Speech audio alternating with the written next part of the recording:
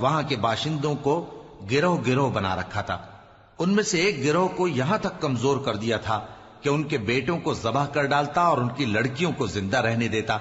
بے شک وہ مفسدوں میں تھا۔ اور ہم چاہتے تھے کہ جو لوگ ملک میں کمزور کر دیے گئے ہیں ان پر احسان کریں اور ان کو پیشوا بنائیں اور انہیں ملک کا وارث بنائیں اور ملک میں ان کو قدرت دیں اور فرعون اور حامان اور ان کے لشکر کو وہ چیز دکھا دیں جس سے وہ ڈرتے تھے۔ اور ہم نے موسیٰ کی ماں کی طرف وہی بھیجی کہ اس کو دودھ پلاؤ، پھر جب تم کو اس کے بارے میں کچھ خوف پیدا ہو تو اسے دریا میں ڈال دینا، اور نہ تو خوف کرنا اور نہ رنج کرنا، ہم اس کو تمہارے پاس واپس پہنچا دیں گے اور بعد میں اسے پیغمبر بنا دیں گے۔